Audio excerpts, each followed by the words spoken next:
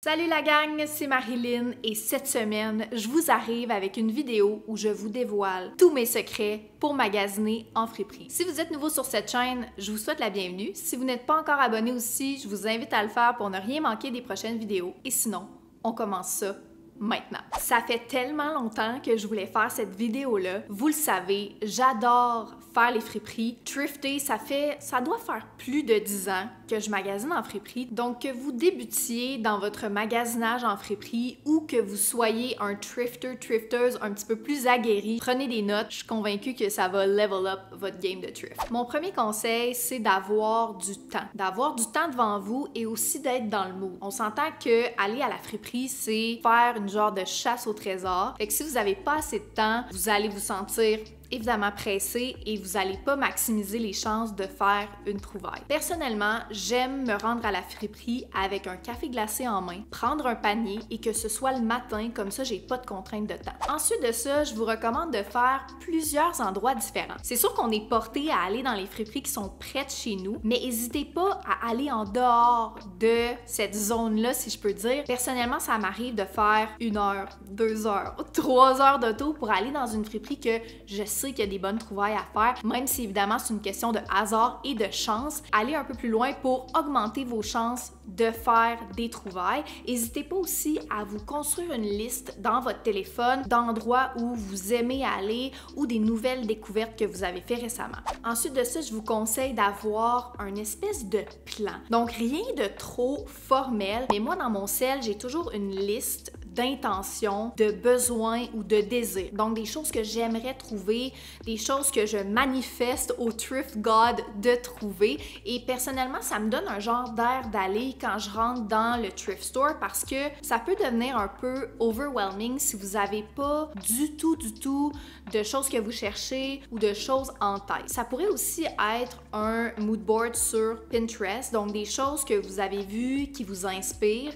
Par exemple, ça pourrait être une chemise blanche avec un débardeur. Vous vous mettez à chercher cet item-là plutôt que d'être un peu perdu dans la marée de vêtements et d'accessoires qu'il y a sur place. Un autre conseil qui est vraiment important avant de partir pour la friperie, c'est de vous habiller adéquatement pour faire un essayage. Et là, je m'explique. Probablement que si vous thriftez, vous êtes déjà au courant, mais il y a beaucoup de friperies qui n'ont pas réouvert leur cabine depuis la pandémie, and that sucks. Reopen them. Moi, ce que j'aime faire, même quand il y a des cabines, on dirait qu'à ça, c'est devenu comme une habitude, je vais m'habiller pour essayer sur place devant un miroir. Fait que je vous conseille de porter soit un vêtement de sport près du corps, ça pourrait être un legging avec un t-shirt ou une robe aussi près du corps qui permet d'essayer par-dessus tout simplement. Ça facilite vraiment. Je trouve que ça va quasiment plus vite. C'est sûr que s'il y a des cabines d'essayage, tant mieux, vous pouvez y aller, mais habillez-vous confortablement pour ne pas avoir chaud et aussi pour pouvoir essayer par-dessus vos vêtements. Ensuite de ça, avant de partir, je vous recommande de connaître vos grandeurs. C'est vraiment quelque chose qui va vous faire sauver du temps. Et là, je vous mets juste ici à l'écran un guide de comment prendre vos mesures. Faites un screenshot de ça. Achetez-vous un ruban à mesurer et mesurez-vous parce que vraiment, quand vous allez arriver là-bas,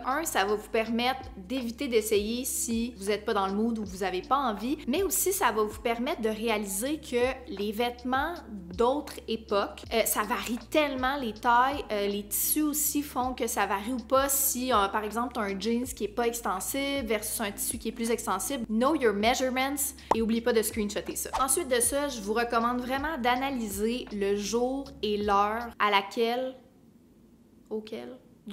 lorsque vous vous rendez à la friperie. Personnellement, je préfère y aller en semaine, presque à l'ouverture ou 1 à 2 heures après l'ouverture. Et là, je m'explique. Dans le fond, c'est le moment où la friperie est le plus en ordre et c'est souvent aussi le moment où ils font le restock. Si vous voulez une expérience agréable, je vous recommande d'éviter le plus possible les fins de semaine. Je comprends qu'il y en a pour qui c'est le seul moment où ils peuvent y aller puis c'est bien correct. Mais par expérience, la fin de semaine, c'est très achalandé, beaucoup plus bruyant aussi. Des fois, ça peut devenir un peu intense. Évitez aussi les journées où il y a des gros rabais ou c'est la journée des aînés. Évidemment, si vous avez envie d'avoir des rabais, c'est correct, allez-y, mais personnellement, c'est vraiment pas mes journées préférées. Et vous pouvez aussi demander aux employés sur place à quel moment ils font les restocks, quand est-ce qu'ils reçoivent les dons. Peut-être que ça peut vous aider aussi à déterminer un moment optimal pour vous. Et je sais qu'il y a plusieurs friperies qui sont ouvertes les soirs de semaine et ça, c'est quand même un bon moment aussi. Même si des fois, il y a des gens qui vont à l'ouverture puis bon, ils trouvent les affaires les plus nice, mais en même temps, on cherche pas toutes les mêmes choses.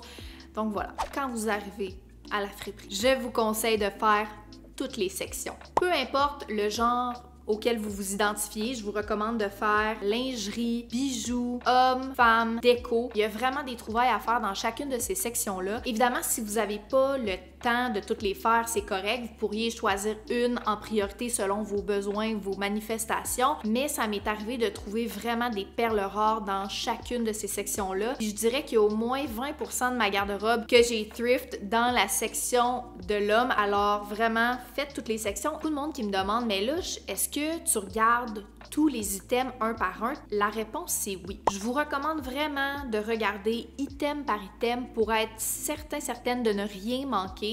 Souvent aussi, il y a des chandails, quand tu vois juste la manche, ils ont l'air de rien comme on dit, mais le dessin en avant va être intéressant, il va avoir une broderie au col. Faites le processus vraiment un par un. C'est là où on réalise que thrifter, ça demande de l'effort, ça demande du temps, mais c'est tellement nice quand tu tombes sur un morceau puis tu le regardes puis t'es genre « Oh my God! Look what I found! » Une fois que votre panier est plein de trouvailles, c'est important d'évaluer l'état général des vêtements et des accessoires. Fait que je vous recommande vraiment de prendre cette étape-là à cœur parce que c'est ce qui fait que vous allez être satisfait de vos achats quand vous allez arriver à la maison. Regardez vraiment les coutures. Assurez-vous qu'il n'y a pas de trou. S'il y a un trou, peut-être que vous pouvez le réparer. Prenez le temps aussi d'essayer les fermetures éclairs parce que c'est quand même quelque chose qui est coûteux à changer, pas si simple non plus et ça arrive que ce soit brisé. Et regardez aussi pour être sûr qu'il n'y a pas de tache sur le vêtement. Et s'il y a une tache, peut-être juste regarder, bon, est-ce que je pense que ça va partir au lavage ou est-ce que c'est vraiment une tache d'huile qui est là pour rester. Ensuite de ça, je vous recommande de regarder le tissu du vêtement. Personnellement, je vais opter pour des fibres naturelles le plus possible. La soie, du cachemire, du lin, du coton ou de la dentelle. C'est vraiment des matières qui sont plus confortables et qui respirent. Et le plus possible, je vais me tenir loin de tout ce qui est polyester et aussi de la laine qui pique. Il n'y a rien de pire qu'avoir un beau tricot mais qui te gratte toute la journée. L'autre chose aussi que je regarde, c'est la provenance du vêtement. Donc, si c'est un vêtement ou un accessoire qui est fabriqué au Canada, c'est quelque chose que je vais prioriser parce que je le sais que c'est un item qui a passé à travers le temps, qui a été lavé, qui reste beau. C'est des patrons aussi qui étaient de qualité supérieure. De prendre le temps de regarder la provenance. Et aussi, j'en profite pour vous dire que, admettons que vous trouvez un vêtement de fast fashion en friperie, par exemple Forever 21, H&M, Zara, n'hésitez pas à lui donner sa chance. Si c'est un vêtement que vous aimez, il vaut mieux qu'il soit acheté et porté, donner une seconde vie à cet item-là qui se ramasse envoyé dans un autre pays, brûlé ou quoi que ce soit. Donc n'hésitez pas à acheter cet item-là, même si c'est du fast fashion. C'est sûr que c'est pas mon premier choix, mais ça m'est arrivé de faire des trouvailles à mon goût et de les acheter quand même. Assurez-vous aussi, si vous achetez une chemise ou un vêtement qui a des boutons, que tous les boutons sont en place. Et petite astuce, si vous regardez à l'intérieur du vêtement sur l'étiquette, il y a certains vêtements qui ont un bouton de spare, un bouton supplémentaire que vous pouvez enlever et recoudre à la place s'il en manque un. Donc, ça m'est arrivé d'avoir des belles surprises et qu'il y avait un bouton supplémentaire à l'intérieur. Toujours avant de faire l'essayage de vos trouvailles, prenez le temps de sentir les vêtements. Par expérience, il y a 3 odeurs que vous ne voulez absolument pas. Si ça sent la cigarette, si ça sent la boulamite ou si ça sent le vieux, comme le grenier, ce sont vraiment des odeurs qui ne vont pas partir au lavage. J'ai tenté l'expérience parce que j'avais trouvé à un moment donné un manteau que j'aimais tellement. Puis il sentait, écoute, il sentait quasiment ces 3 odeurs-là en même temps. Je m'étais dit, ah, je vais l'amener au nettoyeur, ça va sûrement partir, c'est pas parti. Donc là, c'est carrément de l'argent jeté à la poubelle. Puis faites attention aussi parce que si vous accrochez un de ces vêtements-là qui sent cette odeur-là avec d'autres vêtements, ça pourrait même contaminer l'odeur des autres vêtements. Fait que n'oubliez pas ce conseil-là de vraiment sentir les items. Une fois que vous avez terminé de faire vos trouvailles, c'est le moment d'essayer. Donc comme je vous dis, s'il y a des cabines d'essayage, tant mieux. S'il n'y en a pas, c'est pas plus grave. Arrêtez-vous pas à ça. Moi, personnellement, je me dirige avec mon panier vers le miroir le plus près et c'est là que je vais essayer chacun des morceaux. C'est une étape qui est vraiment importante parce que les vêtements sur cintre, on se les imagine d'une façon, mais une fois sur nous, c'est là qu'on peut vraiment voir est-ce que la coupe me convient? Est-ce que je suis confortable? Est-ce que c'est quelque chose que je vais porter souvent? Si jamais vous voulez pas essayer les vêtements ou que, là, je vous ai dit que vous devriez avoir le temps, mais admettons que vous n'avez pas le temps, informez-vous de la politique de la friperie à laquelle vous êtes parce qu'il y en a qui ont extensionné